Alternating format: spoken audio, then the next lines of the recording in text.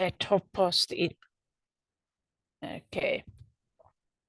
Good morning, all RETIC colleagues, and welcome to today's 2023 RETIC AGM. My name is Leanne Brown, and I am the current chairperson of RETIC. I just wanted to introduce, let me just put on my camera so that you can see me, and then I will switch it off just now. I just wanted to introduce Connie Bitso, who is the Secretary of RETIC, and then Marupene Ramabina, who is our Chair-elect. So he will be taking over the reins once I step down. So hi to everybody and welcome to this RETIC AGM. Hi. Okay, I'm going to switch off my camera now, just so it's not distracting. I'm just going to share my screen. I just want to put on the agenda.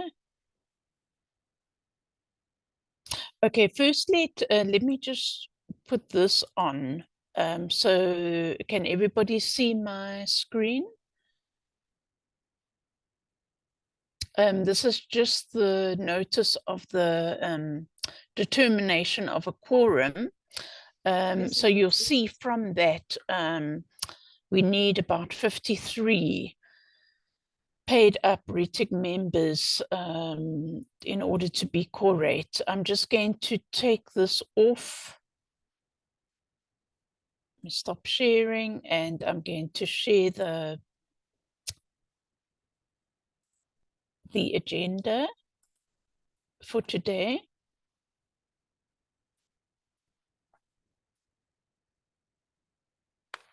Okay, so yes, welcome everybody to this RETIC annual general meeting, which is taking place today, the 4th of October, 2023, from 11 until 1. We might finish earlier, but that is the scheduled time. Okay, so those of you that are here, thank you very much for joining the meeting. And I declare this RETIC AGM open. Now, in terms of the quorum, as you would have seen from what I shared just now, okay, my number here is incorrect. I think it's 532 members. So we need 53 in order to have a quorum. So we now are sitting, I see it looks like it's 26. So we do still need quite a few more people to join. But it gives me great pleasure to welcome you all to this meeting and to thank you all for your support during the year. I would just like to move to point number 4, which is confirmation of the agenda. So I'm just going to go through it. After confirmation of the agenda, we've got attendance and apologies, personalia, consisting of the in memoriam and new appointments, the minutes from our previous year's AGM, which was held on the 9th of September 2022, which we will look at, adoption of those minutes, and then matters arising, the chairperson's report, which I will present, the treasurer's financial report, or just a discussion on the finances, and then general. Now, under general, I've put a point about the LIASA restructuring, where our president, Nazim Hardy, will be joining us, but he's informed me that he will join us at 11:30. So I'm going to put him further up the agenda. And then once he has addressed us all and answered any questions, then he'll be excused from the meeting, and then we can continue. And then we will close the meeting once we've done that. So I would just like to move to confirm the agenda. If I can have somebody to to confirm and then to nominate for the confirmation of the agenda, and then to support. You can perhaps just from a show of hands. If Connie and Marupeni, you can just check the chat or the hands to get those names. See, Susie saying, can we check if there are colleagues sharing the meeting? Sharing the meeting in a group. Yes, I'm not Heidi, sure. Susie? Yes, just so we can determine the quorum if some are sharing the same screen in the Oh, meeting. okay. Okay. Yeah, Are they? I mean. Yes. Okay, thanks. As all of those that are here, are there any of you that are where there's perhaps two or more that are sharing the same profile to join this meeting? I see Alfred, Connie, if you can just take note of his name for confirmation of the agenda. Yes, Chair. It's in the chat there, yeah.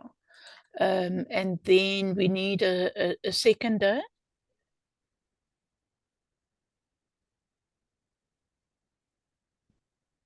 Are there any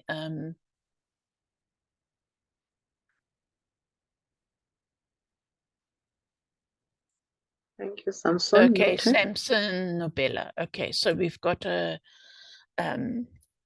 nominator and a seconder.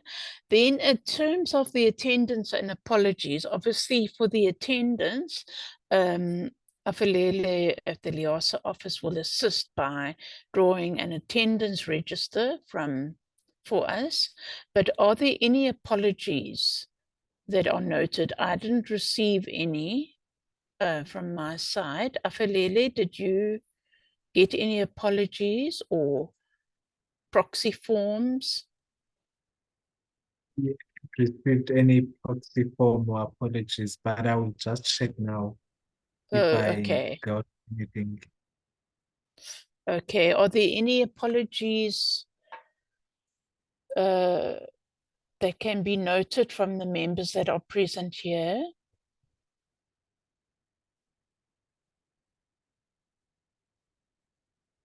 Because I see that there were about 43 that actually registered, but we only have, how many do we have in, I can't see now, 23.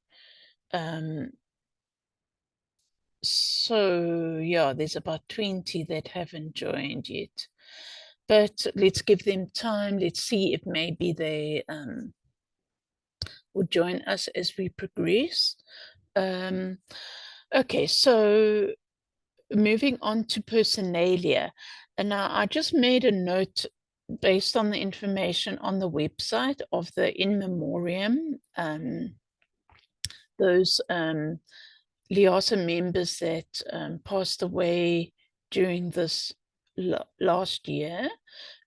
So I've noted Prof. Seth Manaka, sorry, who was an honorary member of Liasa, Mr. Paki Muswazi, the former university librarian at Wits, and then Mr. Alex D'Angelo, who worked at UCT. Are there any other in memoriam people that you know of that passed away in this last year? Oh, okay, sorry, let me just zoom the agenda to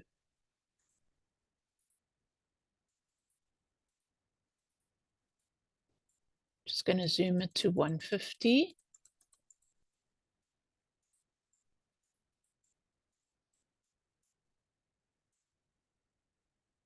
Okay. Are there any further names that need to be added under the in memoriam?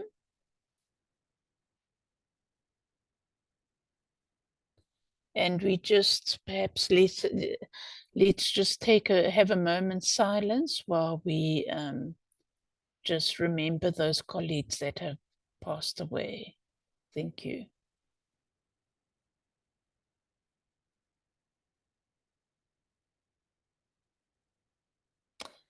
Okay, thank you. Moving on to new appointments, I've taken note of the names and the details that were on the LIASA website, but also from my side, since I'm working at UNISA in the library. Okay, I see. Apologies from Denise Nicholson. Okay, thank you, Sheila. Sheila, if you can just take note, I'll add this to the, Connie, if you can just take note of that new appointment at the University of Mpumalanga. Thanks very much for notifying us on that. So I've made a note of Prof. Paul Gupe, who was previously working with at UNISA in the Department of Information Science, and he was appointed as Executive Director of the UNISA Library as from the 1st of September 2023. So congratulations to him. And then I've noted Ugala Satgor, who was elected to the SAPINET Board of Directors. Ms. Ingrid Thompson, who was elected to the Wikimedia South Africa Board for 2022-2023. Ms. Fatima Daris, who was from UNISA, who was appointed to the Management and Governance Subcommittee of the Executive Board of the Digital Preservation Coalition. Mr. Janusz Skarzinski, who was appointed as Faculty Librarian of Arts at the University of Western Cape Library. And then 3 colleagues who were appointed as information specialists at the University of Pretoria. And that was from October last year. So it's Ms. Mariette Mapetu, Ms. Nom Tandazo Dianchi, and then Ms. Boitumela Masilo. So congratulations to all of those people. Let me just see. Sorry, apologies for the spelling mistake. I'll just correct that on the of Ujala's name. And then, okay, thank you, Connie. If you can just note those names and details of the new appointments, then I will add that to, it can be added to the minutes. Let me just correct Ujala's name. Sorry. Oh, and then I've got another one from Betsy Eister. Dr. Sabelo Chiwiza, appointed as the director at the Northwest University Vaal campus. And then the previous ones, Ms. Sanele Martha, appointed as director of UniZulu Library, and the University of Mpumalanga has appointed the new LIS director, Mrs. Nomondo dos Santos, and she joined that university on the 1st of June this year. Let's see, sorry, trying to scroll through the chat. There was another one that came in.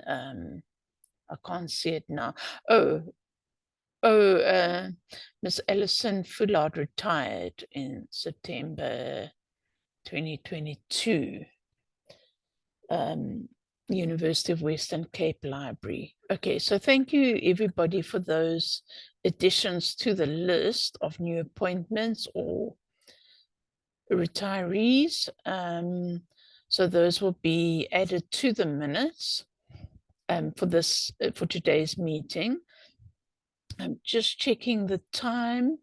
Yeah, I'll just carry on until 11:30 when Nazim Hardy will be joining us. So I think we've got time now to just go through the minutes of last year's meeting and move for the adoption. So I'm going to stop sharing and I'm going to share the minutes of last year's meeting. I see we've got 25 now. So we're still missing quite a few members to make a quorum. Okay, so I'm going to go through the minutes of last year's meeting, which was held on the 9th of September 2022 from 12 to 1400 hours via Zoom. Okay, I'm just going to go through page 1, opening, determining of a quorum. So yeah, last year's meeting didn't quorate, but we could proceed because it's not an election year. And the same goes for this year's AGM. It's not an election year because of the restructuring. The welcome. So just page 1, is there anything that needs to be changed? Page 2.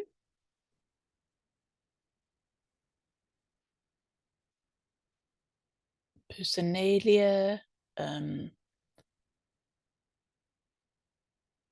We approved the minutes from 2021.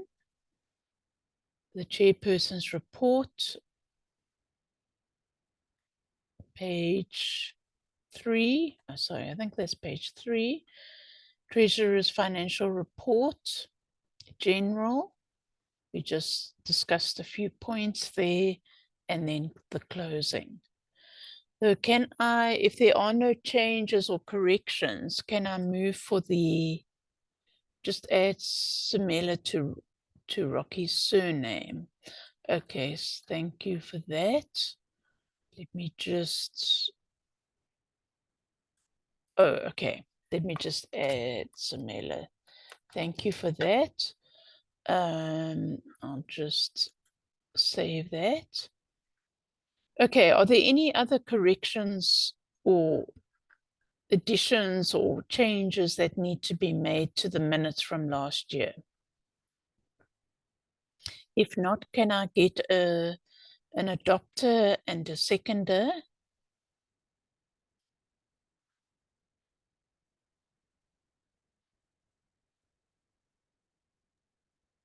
I adopt, Chair. I hope I was there. Can't remember. Betsy Esther. Okay, thank you, Betsy. And a seconder?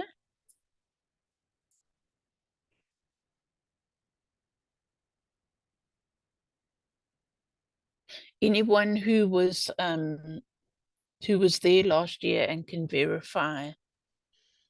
I second Okay, that. Leah, Susie.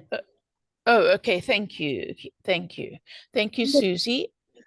In the meantime, Chairperson, sorry to interrupt you. I'll go and check the spreadsheet if these members were there, just to confirm it, and I'll type it in the chat. Okay, Otherwise, thank you. Thank you. I see that Alfred also in the chat has seconded. So we can also use his name if necessary. But thank you, Betsy and Susie for coming forward. Okay, so I'm going to stop sharing the minutes then, and I'm going to display the agenda again. See, we're on 11:26. Where's my agenda? Okay. Afalele, can you just indicate if Nazim is in the meeting? Can you just check if you see him there? I will let you know as soon as he joins. Okay, thank you. Yeah, because as soon as he joins, we can let him come in, and he can address everybody here regarding the restructuring, in particular the implications for the interest groups and the branches, but in our case, particularly for the interest groups and what is going to be happening going forward. Okay, so we've adopted the minutes, and Sorry, Chairperson.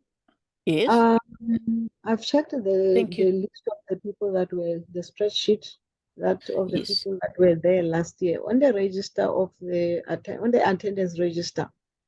Yes. I only have Susie Nyakale. So Betsy and Alfred are missing in the spreadsheet. So corporate governance rules require that it should be members that were present last year. So on that spreadsheet, Okay. Betsy was not there, and also Alfred was not there, unless it was an error. Okay, are there any others that were there last year and that are present today?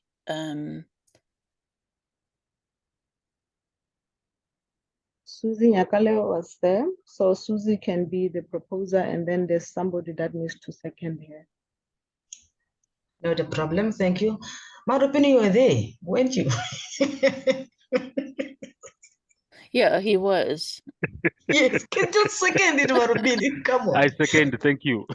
Thank Okay, you. thank you. Thanks very much.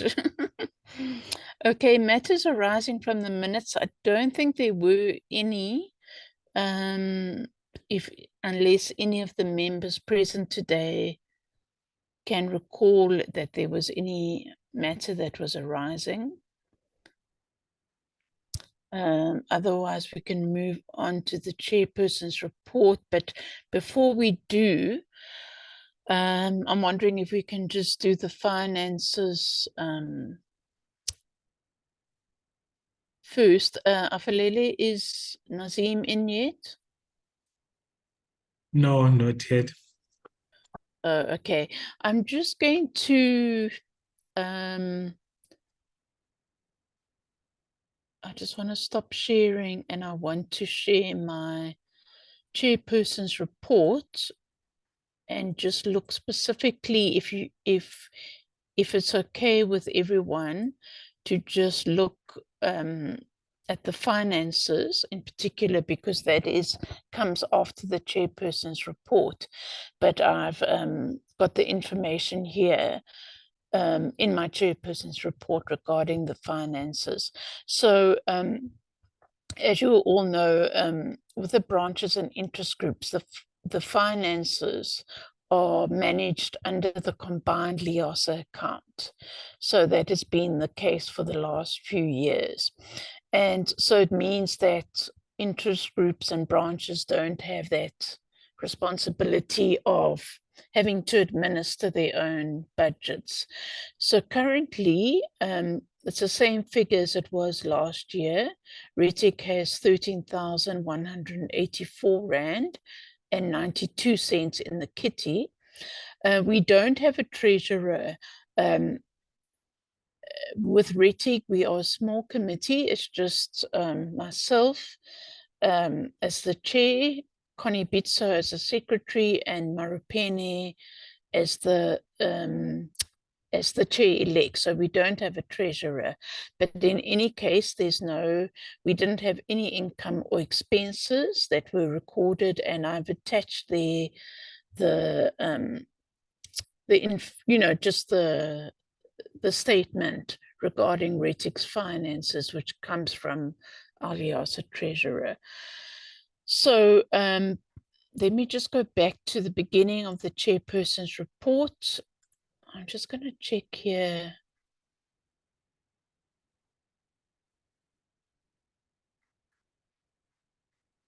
Let me just, before I go to the report, I'm just going to check whether Nazim is available.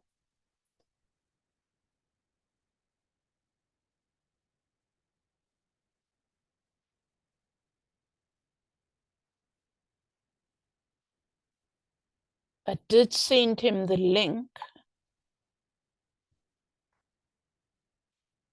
So hopefully he will join us. Okay, otherwise I'm just going to, Afalele, if you can just monitor and check, let me know as soon as you see Nazim in the meeting. Thank you very much. Okay, so I'm just going to, I've displayed my chairperson's report, which will be incorporated into the minutes and circulated to all the members. So this annual report that I compiled is goes from September last year when we had our AGM until now, September. Well, it's actually now October, but let's say till the end of September. Let me just see.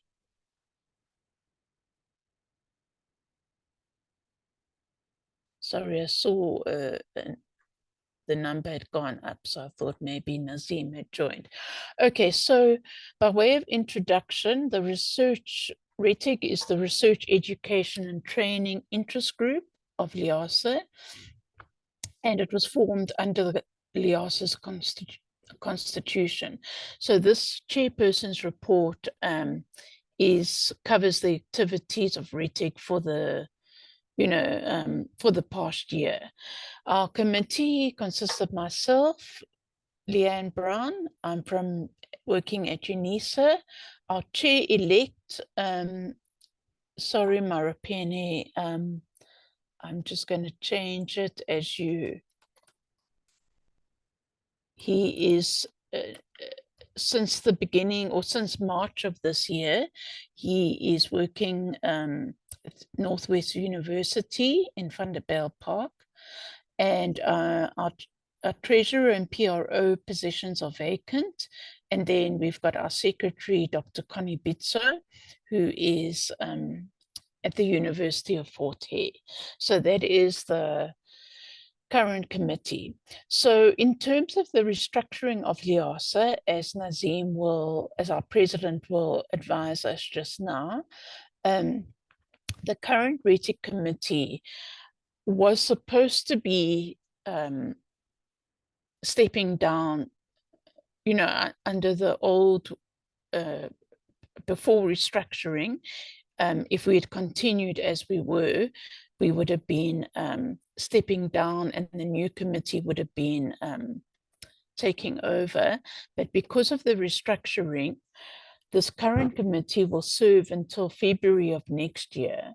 And then in terms of the stakeholders meeting that we had recently, another special general meeting will take place. And at that point, presumably, our committee will be stepping down. In terms of our membership,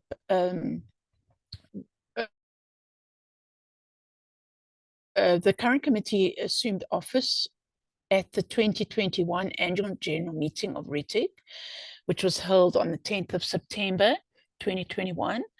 And as I said, the treasurer and PRO portfolios were not filled.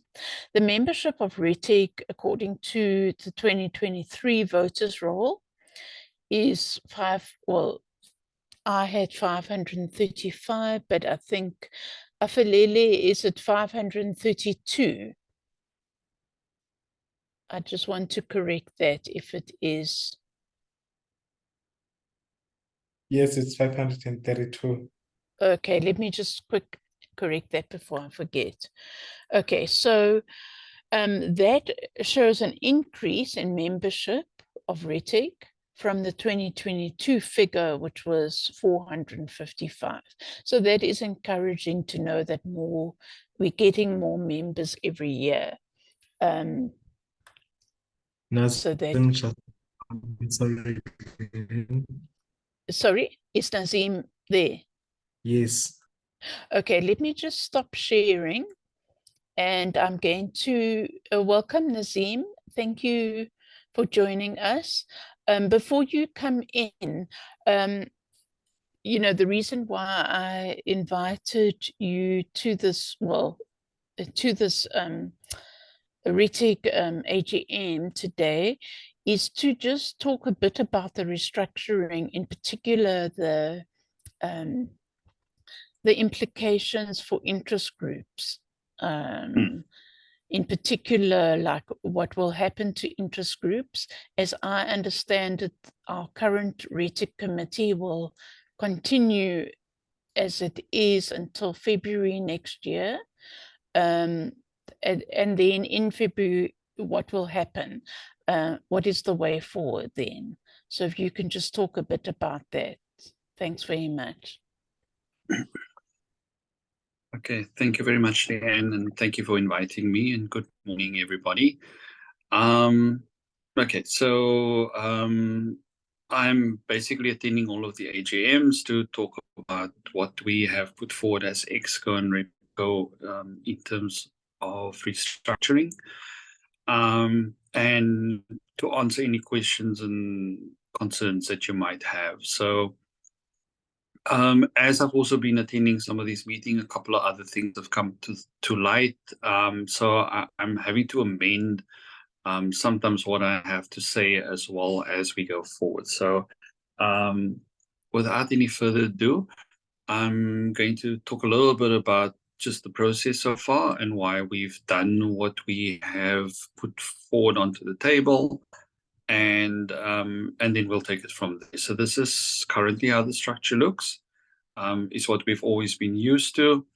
Restructuring itself has been with us since 2016, and we are trying to get to a point where we can close the book on this one. I'm not saying that it's going to be a perfect structure that we're putting in place, but we are hoping that what we are putting there will take the association forward in terms of where we find ourselves now.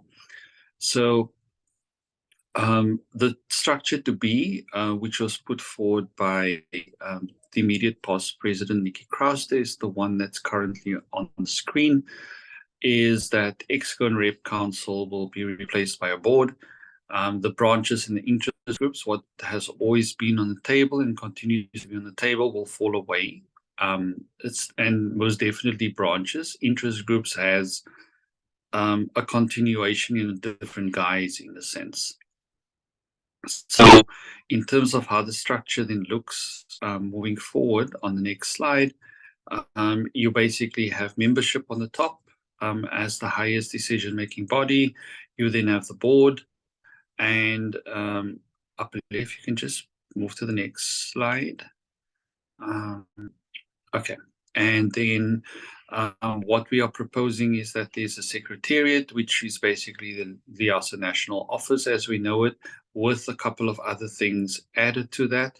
I'm not really going to spend time on that because that's a conversation that we need to continue having moving forward.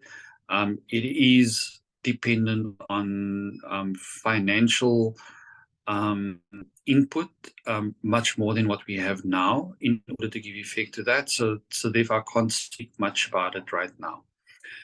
Part of the reasoning why we have put on the table what I'm going to discuss with you is that LIASA is a professional body. As a professional body, it is a status that is afforded to us by SAQA.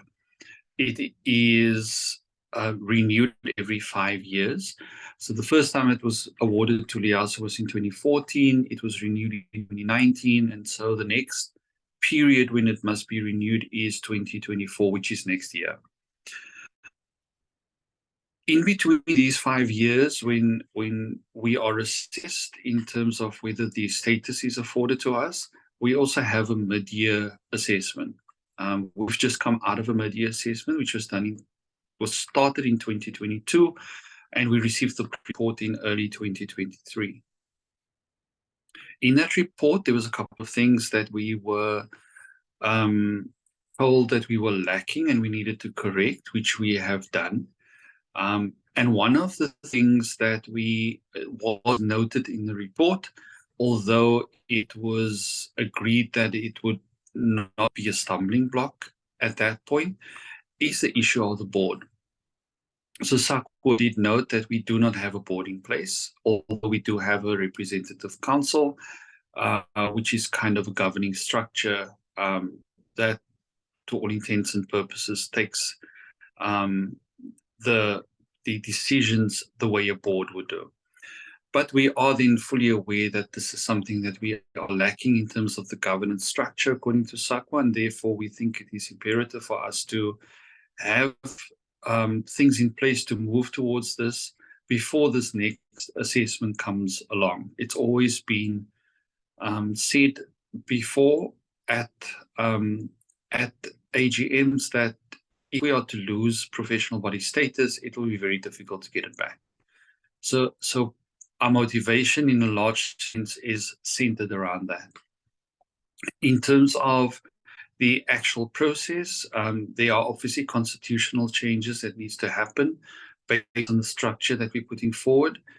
We have appointed an attorney to look at these changes that need to happen in the Constitution. The process in terms of what needs to happen according to our current Constitution is you need to be notified of constitutional changes 2 months ahead of an AGM. Because, and I'm kind of jumping ahead in my slides, but we'll come there again. But I just want to sketch the context here. There has been delays in terms of our interaction with the attorneys, and therefore what we required from them is not ready for this AGM that's taking place next week. And therefore we are proposing what is currently on the table. Before I get into the detail of it, I also do want to say that what we have put on the table places LIAS at risk. It wasn't our intention to place the association at risk, but this is where we are right now. There is a risk attached to this if the membership does not agree to it. And I do want to apologize on behalf of EXCO for having placed the association in this position. It was not our intention, but it was done based on what we had in front of us and what we thought would be the best way to move forward. But I admit and I accept responsibility for the fact that we have made mistakes along the way. So, as I said, the board, it's a replacement of the current EXCO and the Rep Council. It aligns to principles that we know is related to the King 4 report on good governance, and specifically Principle 7, which talks about the board. The board itself needs to be elected by the membership. So much like EXCO is elected by membership, the board needs to be elected by the membership.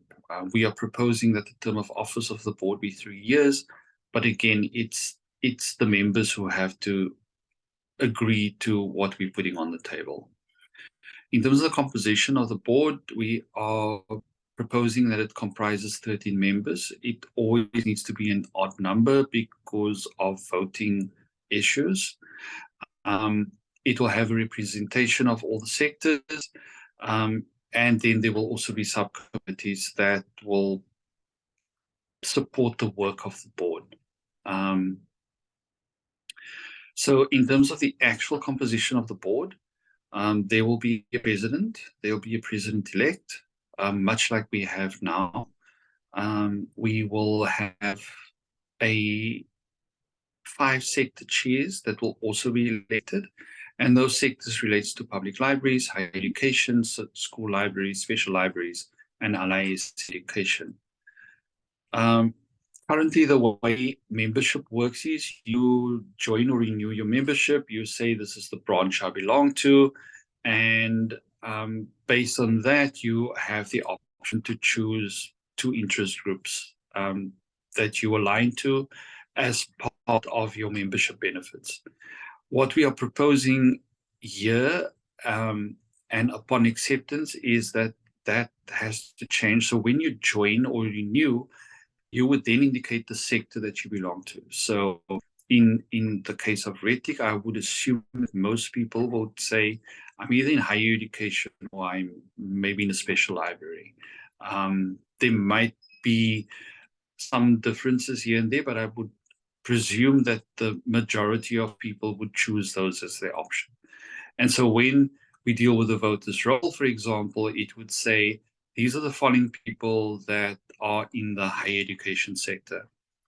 And so when it comes time to elect someone to represent the sector on board, that's who you will look at, that the possibilities of being that person, and that's who would then also vote, in a sense, for the person to represent them on the board.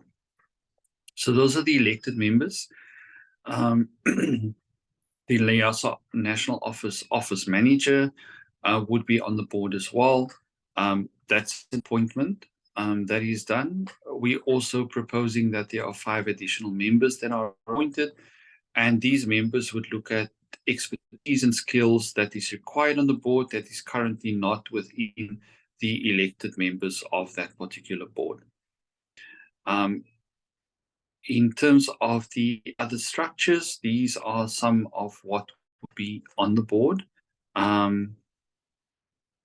So we would look at an executive committee of the board. There'd be a finance, audit and risk committee. There'd be a nomination committee, a CPD committee, a professional body committee, and a community of practice advisory committee. One of the things that we have been asked about, and what we have taken on board, is to make allowance for structures like IGBIS, for example, which is not aligned to a sector, but is something that is common to all of our sectors. And if one looks at the work that they actually do, is very important to the association and for us to accommodate in the new structure to be. It's not necessarily there right now, but it is something that we have flagged that we do need to look at and we do need to make allowance for. In the next slide, it basically just summarizes what I've said thus far. So in terms of these committees, 3 of the first 3 would be board members that would serve on those committees, and the last 3 committees is to be chaired by a board member. And so that's the board. In terms of the impact and the repercussions of what we have put forward and what we have done, as I've indicated in the beginning, we have an attorney appointed to look at the constitution, the restructuring process, what needs to change in the constitution. And as I said, there has been quite a number of delays in terms of getting this ready. So next week is the AGM, the 12th of October. I do want to appeal to everybody, please avail yourselves to attend the AGM. If you're not able to attend, you provide your proxy to someone to attend on your behalf and or obviously make decisions on your behalf. We will somewhere in the course of today or tomorrow also send out another mailer related to virtual attendance of the AGM. So at this AGM of the 12th of October, we are intending to put a motion on the table. The motion is currently on the website and can be viewed there as part of the AGM documents, to adjourn a portion of the AGM. That portion of the AGM we're asking to be adjourned specifically relates to constitutional changes and elections. We're asking for that adjournment of the AGM to be postponed to the 28th of February 2024. It's an adjournment that is possible in our current rules. You'll see there it pertains to Rule 3.9. So we are allowed to actually do that. At this particular juncture on the 28th of February is to put in front of the members and to have an approval of the proposed constitutional changes aligned with restructuring. It would allow us time to put this out to members 2 months before the date. So if we're talking the 28th of February, by December, by the end of December, we must have put these changes in front of the membership to be able to view and engage with. It would also require us to do some very strong engagements with the membership around the issues, etc., what the constitutional changes are, what the implications are, etc. Part of that then also is that any elections for 2023 at either national or branch and interest group level be postponed. And as you would have realized by now, there has been no call for elections, nominations, etc. So again, what does this all mean in terms of, and again, these things are all contained in the motion. So what we are proposing in light of that particular point is that the current national exco, the elected positions, so we talk about the president-elect, the secretary, the treasurer, and the PRO, be remaining in place in order to complete the restructuring process. We also proposing that they are joined by an additional 5 members of the current representative council, and that they also be joined by no more than 5 ordinarily House members that are going to be nominated, and together they will form what will be called the interim council. And the interim council is going to be responsible for the implementation of the new structure. What they will also then do is they will prepare for this adjourned portion of the AGM that we are proposing takes place on the 28th of February. At the 28th of February, all things being equal, and if the membership then approves, we are hoping at that point that the adoption of the proposed constitutional changes will happen, and by implication, the new structure is adopted. That the interim council will then set the date for a special general meeting, and at that SGM is when that new structure will then take place, and the interim council will then dissolve. The interim council will then conduct elections for the office bearers as proposed by the new structure, so that whole structure that I showed you about the board, and then they will then take place and take office at the end of the SGM. Also that the SGM must take place no later than 3 months after the adjourned portion of the AGM. So the adjourned portion is the 28th of February. The SGM must then take place 3 months after that, so we're talking about the 28th of May. So it's a very finite period that we're proposing. It's a very tight period, and one of the questions that we were asked at the stakeholders meeting is whether we think that this is attainable. Within what we are putting on the table, we are obviously hoping that this will happen, that there will be no other delays, and we will work really hard and tirelessly to make this actually happen. All of this, of course, rests on the fact that there needs to be an approval at the AGM of next week. If there's not an acceptance of this motion, it basically says that LIASA, in the way that we know it, will then no longer function. And as I said when I started talking, that was never the intention of what we have put on the table. And we do apologize for having placed the association at risk. I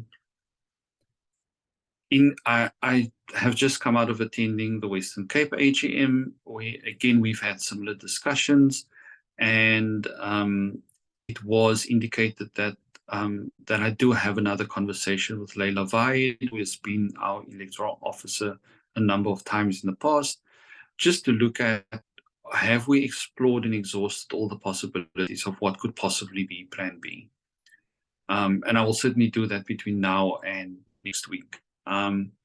One of the other things, and that we will work towards as well for the AGM next week, and also which has come out of the Western Cape AGM, at the forthcoming Rep Council meeting, we will already have a discussion about who the 5 members are from the Rep Council who will actually serve on the proposed interim council, so that when we actually meet at the AGM, those names can actually be put forward already, hopefully. We're certainly working towards that. In terms of the nominated members, the ordinary members, there will most likely then be an amendment to that motion that we put on to also put a time frame to that, because I think we literally only have days in which to nominate those people onto the interim council, and that will then be communicated at the AGM. But currently that's the motion, the way it stands there now, and from the floor and or from Exco Rep Council, we would then make an amendment to that motion. The chances does exist that there can be a counter motion to what we're putting on the table, but that I can't tell you until the actual AGM happens.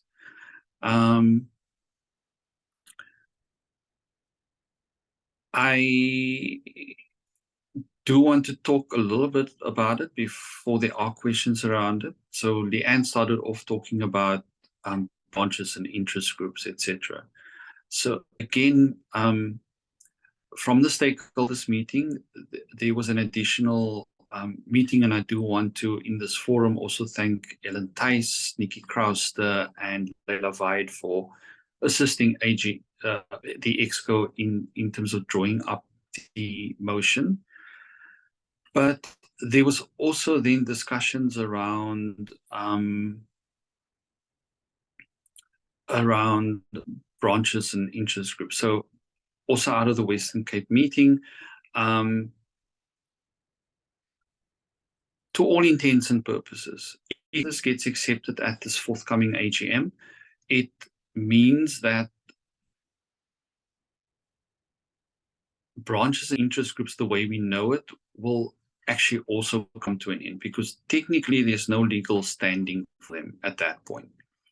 But again, I want to say that I intend to have a conversation with Leila about this particular matter and ask her for advice on this. And it might be again that there is additions to the current motion that will be tabled at the AGM in that sense. So right now, Leanne and everybody in the meeting, at this particular juncture, the way we understand branches and interest groups would come to an end at this next AGM, which is not what we had originally put on the table, because the initial point put on the table was that the current Exco and Rep Council would continue. And again, I'm saying there can be counter motions at the AGM, and it could be that somebody counters and says, but this is what we actually want to take forward, instead of the way we have written up what the interim council would look like. At this point, I'm going to stop there, Leanne, and I'm going to turn over to you again. And I am open to any questions or any comments that people have to make at this point. Thank you. Okay, thank you so much, Nazim, for being here in our meeting today, and for your presentation. I think it has given us a lot of clarity, but I'm going to just see from those members that are present today if there's any questions or comments. I see Marupeni's got his hand up. Marupeni? Thank you, Chair. Can you hear me? Yes. Yes. Yes. Thank you, Chair. Thank you, Mr. President, for your presentation. I agree with you, Chair Leanne, that this presentation has clarified a lot of things for us. I heard Mr. President talking about or apologizing and also talking about the issues of putting our association at risk. Maybe I just missed it or I did not understand how, but personally from my side, I just want to thank the president and his team for what they've started. This will be a milestone for us. This will be a huge change for our association. And what was clear again from the presentation for us was that we are doing this to comply with the requirements from SAQA. Because if we don't do that, we might lose the professional body status. So this is excellent what they are doing for us. And I think it's our job as LIASA members to continue telling our members out there who are very confused at the moment about this restructuring, so that we must tell them why we are doing this. It's not like it's something that the leadership just said wherever they were and decided. So the issue of SAQA here, I think it's huge from our side.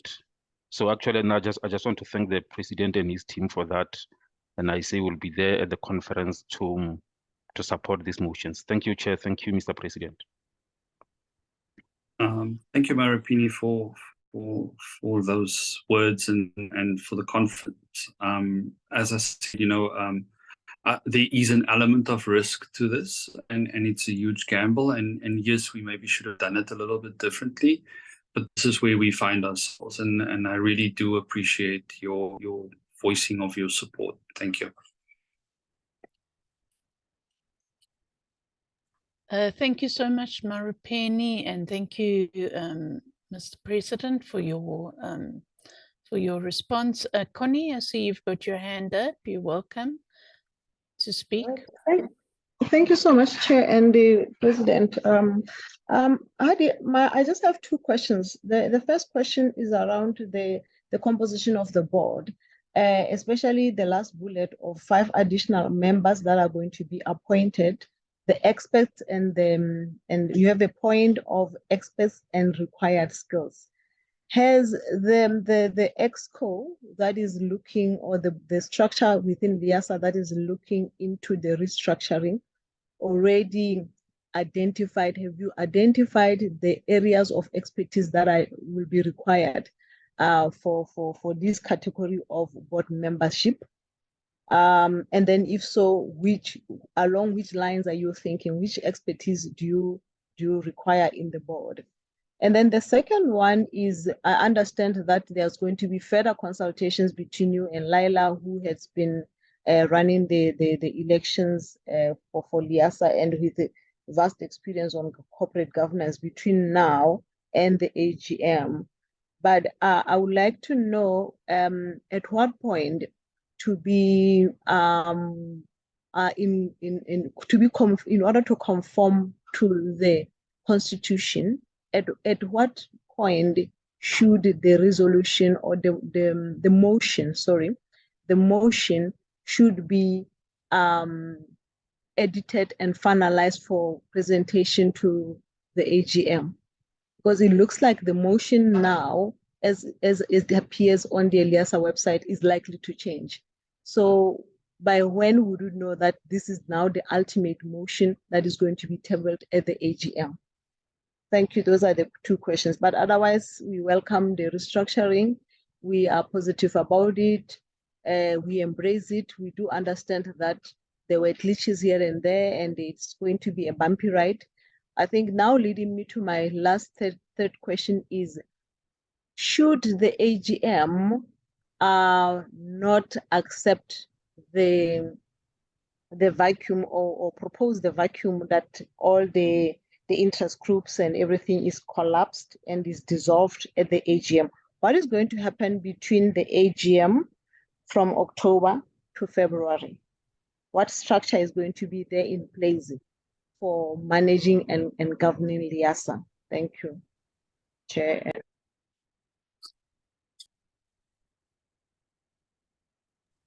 Thank you, Connie. Sorry, Leanne, through you. Okay, so thank you very much for the questions and the comments, and thank you once again for the positivity. I do want to say it's been a really hard week just to get to conference, as it is every year, but I think it's got added stress this week because I think we don't know what is going to happen at the AGM, and it brings a level of stress, I think, that yeah, I wish I could do without. So I'm really looking forward to the week after conference. Let me just put that out there. So in terms of your questions, the categories of expertise, I don't think we have it down to fine art exactly what that would be, but some of the areas that we are looking at. So if you look at the current structure that we have, at the moment we have an elected PRO, for example. We have an elected treasurer. We have that kind of expertise that in this new structure is not going to be there. So some of the things that we would want to look at is somebody with financial skills, somebody with marketing and advocacy skills. Like Marupini says, there's somebody with legal expertise. So again, I think it's looking at not so much that there's a finite set and we say these are the only 5 skills we're looking at. What we are thinking about and considering is that there's a certain level of fluidity to the skills that we're looking at, and that for every board, when a new board comes in, is to also look at what is currently there. Does it meet some of the things that we're already looking for?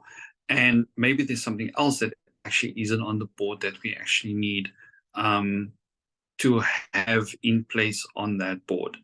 So again, I think it's not to say that EXCO is going to have this final list or finalized list. I think again also it's about having conversations with people who are maybe more knowledgeable than we are, and say, you know, these are also some of the things that you actually need to look at.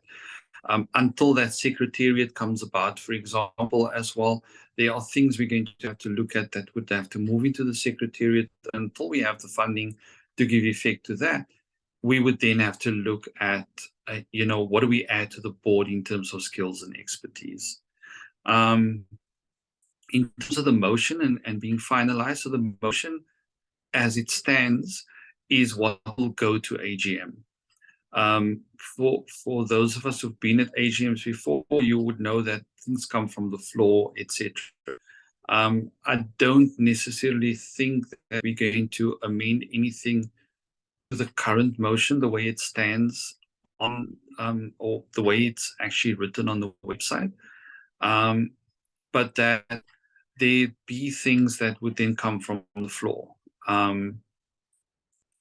And certainly that's something that I will discuss with Leila, and it's maybe something that she, with that kind of expertise, would bring to the motion on the day when it is being discussed and saying, but you know, this needs to be added to the motion as it stands. Remember what then needs to happen. If somebody needs to propose an amendment to that motion, the membership would have to vote yes or no that they accept that, and then once it is accepted that there is this kind of addition or change to it, we then vote on that particular motion. In terms of the structure that would happen, I've referred to the interim council. So what we're putting forward is this interim council. If there are no branches and interest groups, in essence, between the AGM and February, it will be up to the interim council to identify people who would keep things going on ground. And it might be that we would, for example, look at, in the current structures, we have people who were elected to be chair-elect, for example, and speak to them and say, you know, we do need assistance. And I think it really is going to function more than ever on a voluntary basis. A lot of what needs to happen between now and February, and between February and May, is a lot of consultation, is a lot of is a lot of getting engagement going, getting feedback from people. And for that, we need people on the ground to also assist that interim council. Again, it can be, as I said, there can be a counter motion, and maybe people are not going to be happy with the way the interim council is proposed. And maybe there's a different model that comes onto the table. As I said, the original proposal from our side when we wrote the motion was to say that X remains and the Rep Council remains, in the sense that the chair-elects will actually take up their positions until that particular time. It was at that stakeholder meeting that then that whole proposal was reshuffled, and the interim council, the way I've actually put it into the presentation now, has actually come to membership. But again, I think it requires quite a lot of robust engagement at the AGM around this. I can't predict what is going to happen, but I think it is for everybody to think about this, to think about, is this the best way to do it? And maybe there is a different way to do it. And to actually voice your concerns and voice your opinion about how you think it should happen and how it should actually look. But that's currently where it is. Between now and the AGM, as far as possible, I am attending a couple of AGMs still, but it is the intention to try and put out in whatever means, whether it is by social media, whether it is on the ASA online, to also keep everybody in the loop as things are developing. I do also want to say that if you can't think of something right now, because it is a lot to take in, when you go away from here and you think about something, please write to me, write to the president-elect, or anybody on EXCO, write to Leanne and she can channel it to us. Anything that you think about, any concerns that you have, any questions that you have, I think the more we have people engaging with it, the better it's going to be for us as an association. And it's no use we kind of hide behind things and say, well, you know, now's the time to actually really deal with a very difficult question. I think we're beyond that point, and we need to take everything on board and try and craft something that's going to be there to take us forward, and create an association that will be there for all of us and will be better. That's the main aim of what we're actually wanting to do. So thank you very much. I hope I've answered your questions, Connie, to the best of my ability. But that's currently where we stand with things. Thank you. Thank you so much. Yes, thank you. I see Connie's giving a thumbs up. Are there any more questions or comments? Let me just see here in the chat. Comment, and if I can respond to that one quickly. Yes. So the proxies are a matter, of course, in terms of the AGM. So it should be there as part of the notice. We will, however, send out something either later today or in the course of tomorrow around people who can't attend the in-person AGM. We obviously have the virtual option because it is a hybrid conference. And what you will put into that notice is the link to the virtual part of the AGM. So again, like we've indicated, for in-person AGM, you have to register for the AGM, etc. There'll be a link that you would then be able to click on and join the AGM virtually. And again, it's a closed meeting. And therefore we're going to ask people to register beforehand, again, so that we can just verify, check the details, etc. So even if people are not attending conference, your right is still that you are allowed to actually attend the AGM, because that is your right as a member. Thank you. Thanks so much, Nazim. I see Susie says, yeah, good idea. Thank you. I don't think there were any other questions in the chat, and I haven't got any from my side. I think I've got a better idea now of the way forward. So thank you so much, Nazim, for being here with us and for your presentation and answering the questions, and look forward to seeing you next week at the conference. Thank you. Thank you very Thank much. you. Thanks so much. Thank you. And all the bye, everybody. Thank you. Bye. Bye-bye. Thank you. Okay, I'm just going to go back to my chairperson's report then.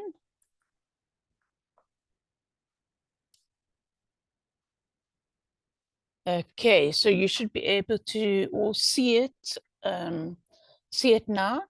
I had already started.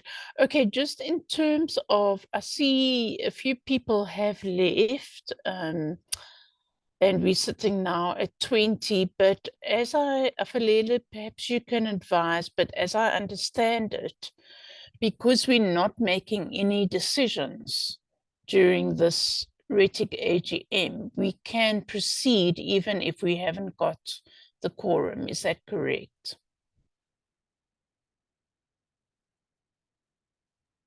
Yes, that is correct. We can proceed with the meeting since we're not Okay. making any decisions. Decisions and yeah. Okay, no, thanks very much. Right, so I had discussed the membership, and we looked at the finances.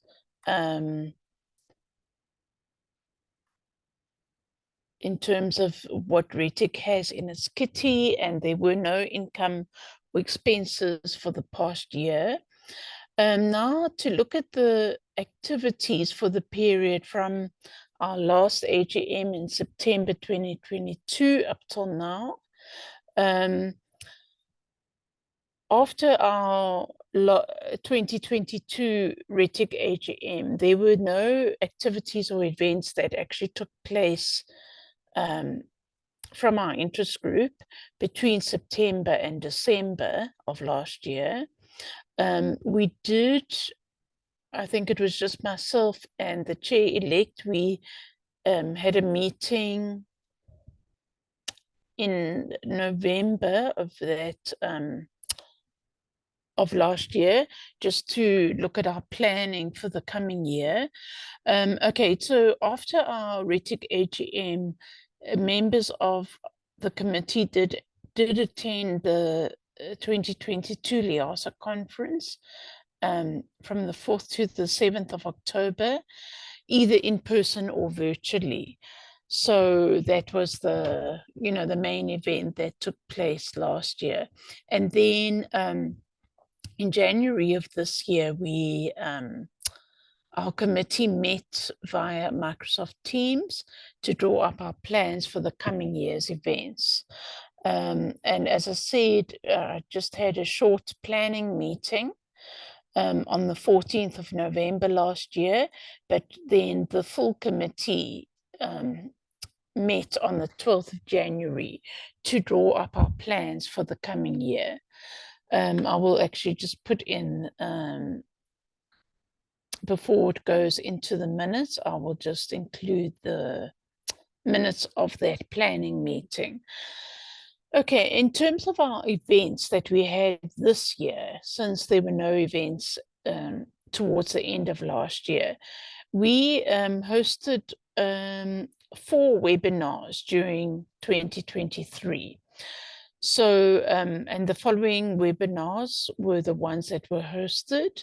The first one took place in February, and that was on the theme of the 4th Industrial Revolution and the digital and divide, and looking at the role of libraries. We had Prof. Adeyinka Teller as our speaker, and he comes from the University of Ilorin in Nigeria.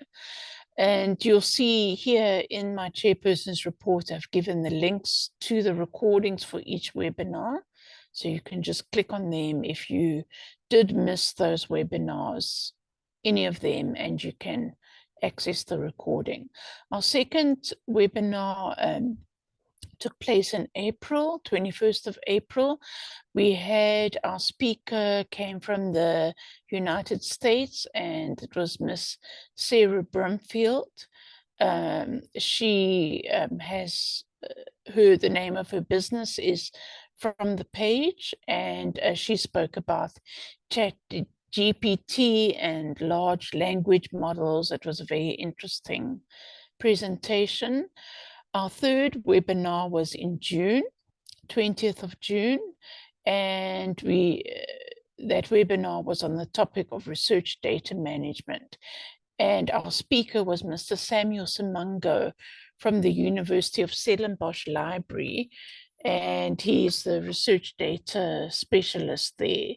So he gave a very interesting presentation on the topic of research data management, looking specifically at what they have been doing at Stellenbosch Library.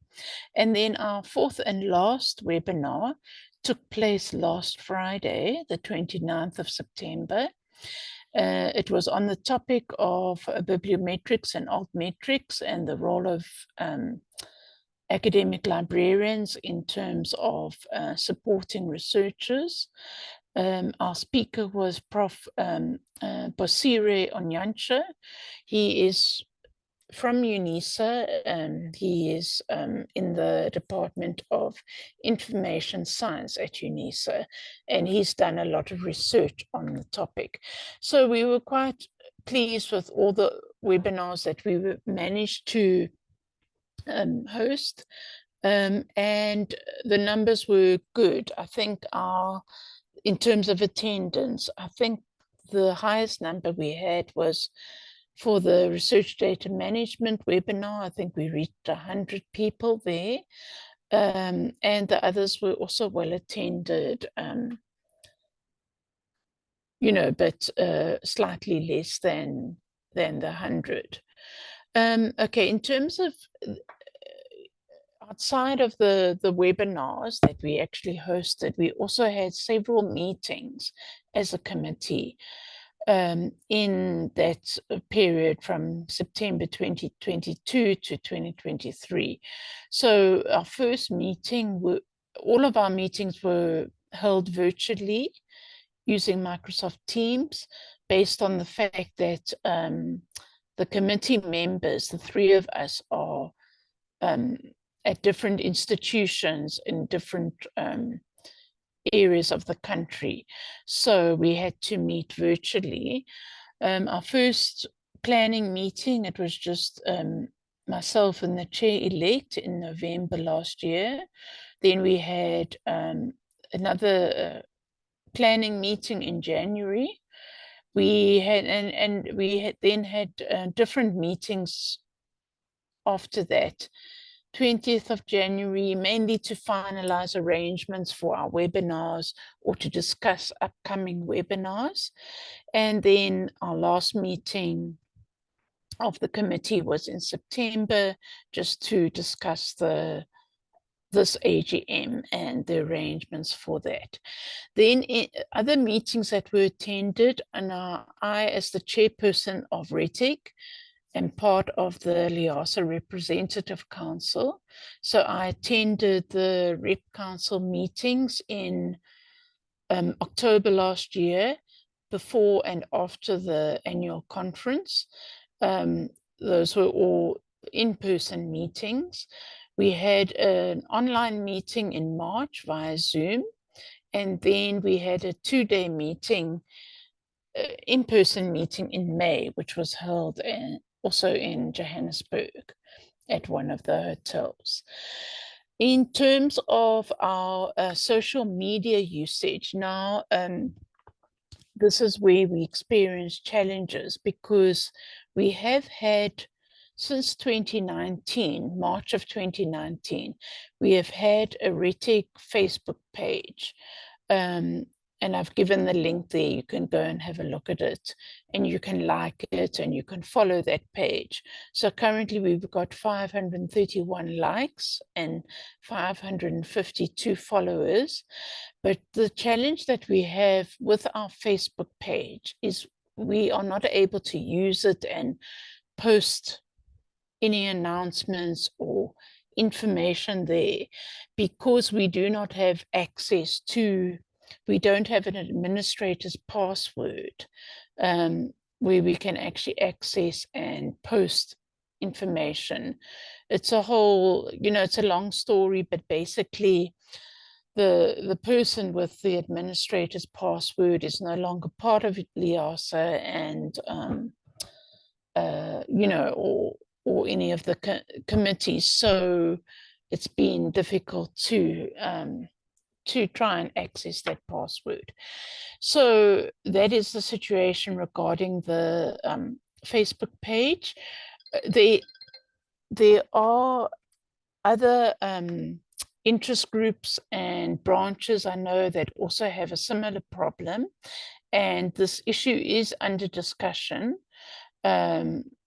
It will probably happen that ultimately all the branches and interest groups, Facebook pages or social media pages will be closed, and there will just be a central LIASA Facebook page and Twitter page. But as a committee, we do have a WhatsApp group which we use on a regular basis, and that is has worked well for us. So we're able to communicate with each other outside of our committee meetings and webinars. Just looking at some of the challenges that we've had, the main challenge I think was, you know, has always been the absence of a treasurer and PRO. The treasurer not so much because the finances are centrally managed, but you know, we are a small committee, so it means that we're only 3 members, and so, you know, we don't have that extra support. There's only the 3 of us. And as with the previous year, obviously the challenge with the Facebook page, not having access to it.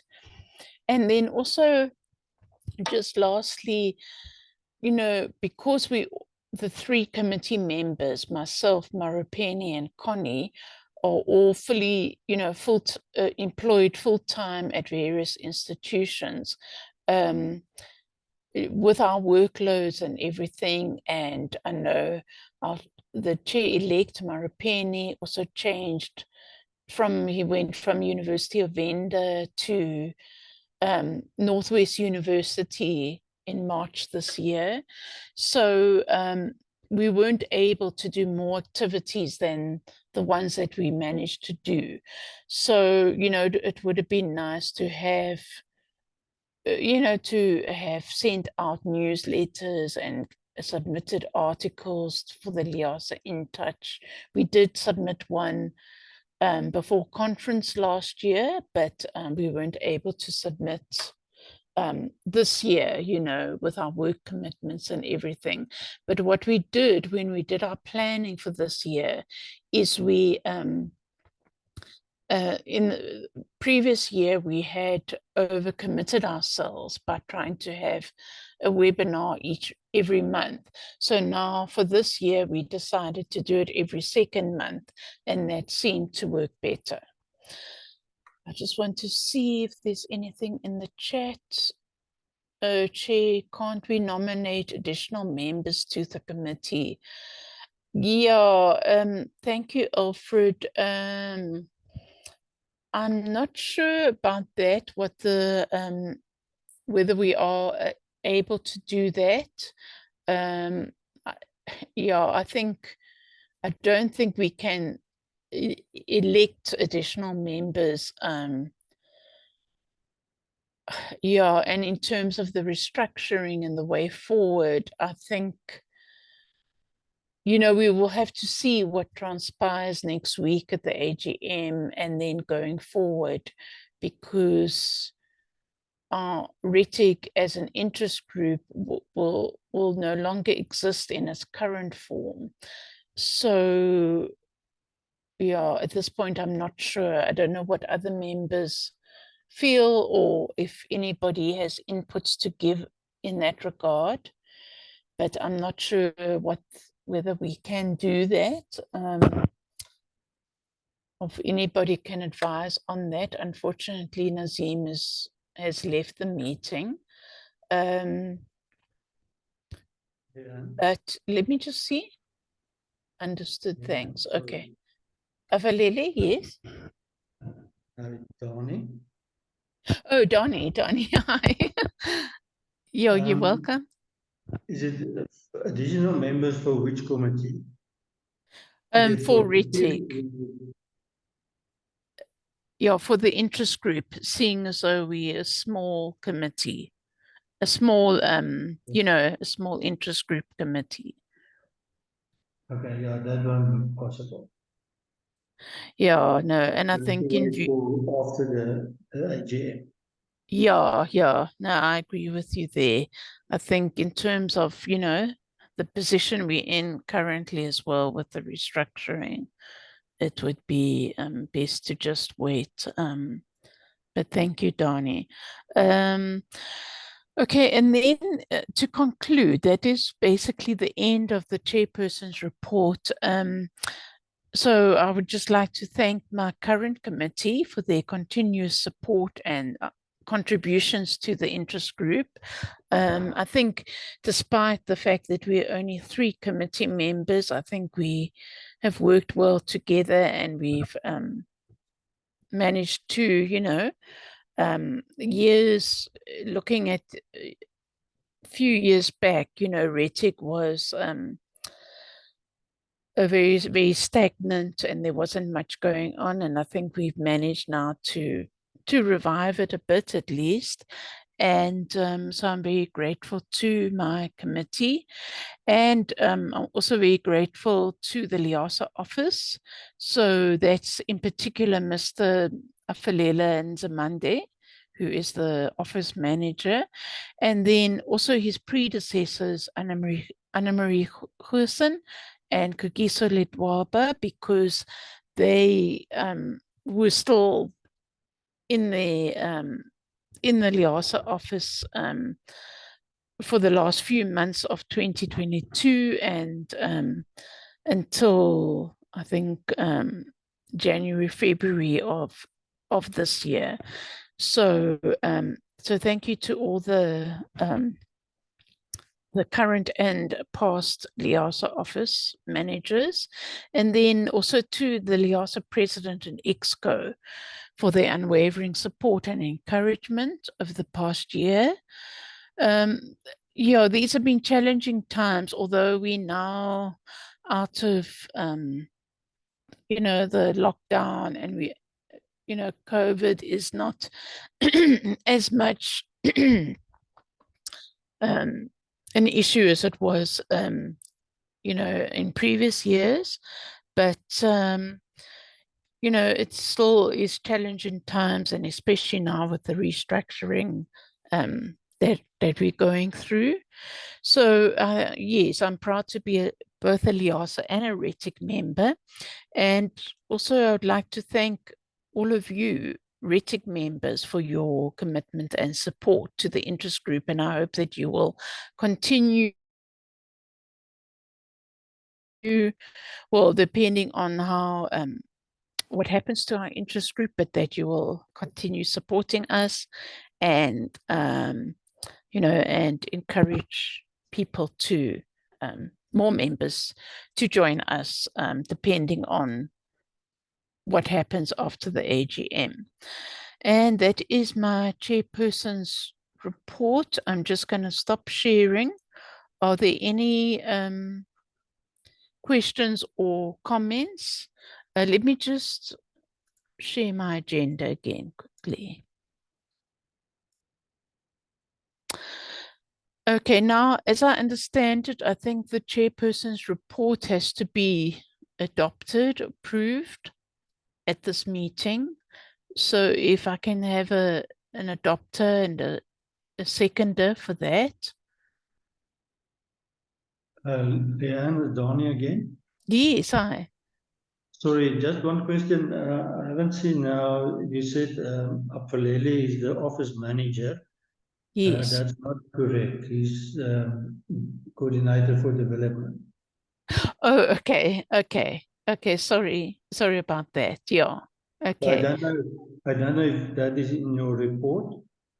Oh, okay. Yes, I will change that then. Yes. So, can I just say from the Liasa National Office? Yeah. Yeah, then that's more the correct terminology. Okay, thank you. I will change that. Are there any other corrections or comments on the report?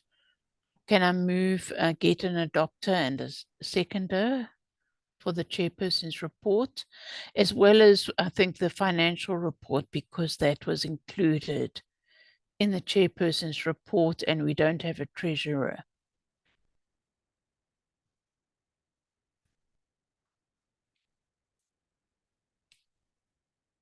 Or can I assume, if there's no comments or further corrections, that that the chairperson's report is approved?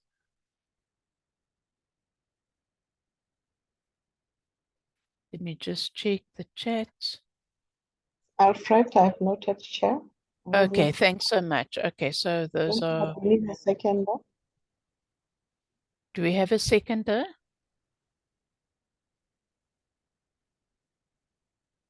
Thank you, Susie. Okay, Susie. great. Thank you. Thank you, Susie. Okay, so that is the chairperson's report and the financial report. And then, okay, under general, I had put the Liasa restructuring, which was being covered already. Is there anything else under general? I know at last year's AGM, we talked around like ideas, you know, just brainstorming for possible events for the coming year. But I think in view of the restructuring and the, you know, what is lying ahead, and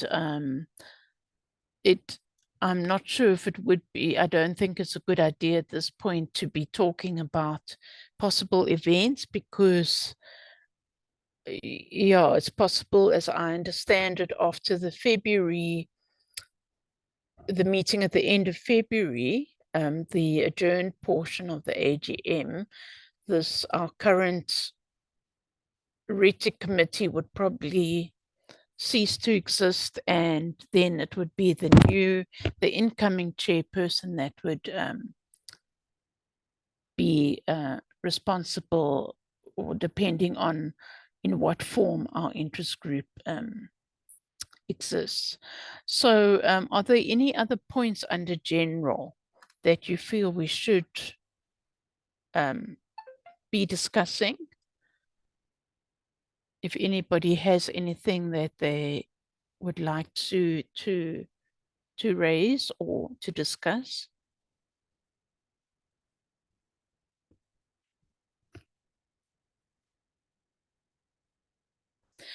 Okay, so yeah, if there's nothing, I don't see any chat or hands up.